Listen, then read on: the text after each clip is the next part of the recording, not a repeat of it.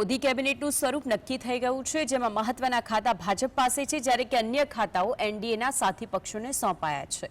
એનડીએમાં મોદી સિવાય બીજા સૌથી મોટા નેતા ચંદ્રબાબુ નાયડુ માત્ર 2 મંત્રાલયો મળતા ખુશ નજરે પડે છે. ત્યારે એક વાત તો સ્પષ્ટ થાય કે ચંદ્રબાબુ નાયડુને કેન્દ્ર કરતા રાજ્યની રાજનીતિમાં વધારે રસ છે.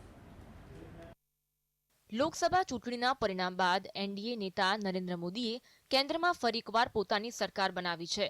સરકાર બનાવતાની સાથે મંત્રાલયની વહેંચણીને લઈ એનડીએના સાથી પક્ષોમાં ચર્ચાઓ શરૂ થઈ હતી. પરંતુ ભાજપ મહત્વના મંત્રાલયો સાથે કોઈ સમાધાન કરવાના મૂડમાં નથી. માટે સાથી પક્ષોની ભારે ડિમાન્ડ બાદ પણ મહત્વના મંત્રાલય ભાજપે પોતાની પાસે રાખ્યા છે. ત્યારે સાથી પક્ષ ચંદ્રબાબુ નાયડુની ટીડીપીને માત્ર 2 મંત્રાલય સોંપવામાં આવ્યા છે, જેમાં ટીડીપી નેતા રામમોહન નાયડુને નાગરિક ઉડ્ડયન મંત્રાલય તો રાજ્યમંત્રી પી ચંદ્રશેખરને ગ્રામીણ વિકાસ અને સંચાર મંત્રાલય આપવામાં આવ્યું છે. વર્ષ 2019ની હાર પછી ચંદ્રબાબુ નાયડુ માટે તેમની લોકપ્રિયતા પાછી મેળવવાની આ શ્રેષ્ઠ તક છે. તેઓ એ પણ જાણે છે કે તેમણે 2018માં એનડીએમાંથી બહાર નીકળીને એક મોટી રાજકીય ભૂલ કરી હતી અને સૌથી ખરાબ તેલંગાણામાં તેના પરંપરાગત રાજકીય હરીફ કોંગ્રેસ સાથે ખભે ખભા મિલાવીને ચૂંટણી લડી હતી, જેમાં તેમની જોરદાર હાર થઈ હતી. માટે તેઓ ફરીવાર આ ભૂલને પુનરાવર્તિત કરવા માંગશે નહીં. તેથી જ્યાં સુધી કંઈક નાટકીય રીતે ખોટું ન થાય ત્યાં સુધી તેઓ ભાજપ સાથે વળગી રહેશે.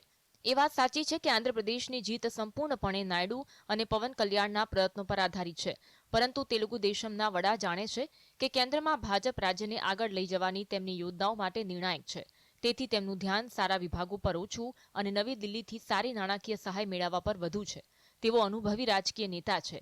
તેમને ખ્યાલ છે કે કયા સમયે કયો નિર્ણય કરવો જોઈએ. નાયડુ સંપૂર્ણ રીતે જાણે છે કે મોદી તેમના ત્રીજા કાર્યકાળમાં 1999થી 2004ના અટલ બિહારી વાજપેયી જેવા નથી અને તેમના પર આટલી સરળતાથી દબાણ કરી શકાય નહીં. છેલ્લા 48 કલાકમાં ભાજપની કાર્યવાહીએ સ્પષ્ટ કર્યું છે કે કેન્દ્રમાં સરકાર મોદી 3.0ની છે, એનડીએની નહીં. લોકસભામાં એનડીએ માત્ર નંબર ગેમ સુધી સીમિત છે. Bureau report.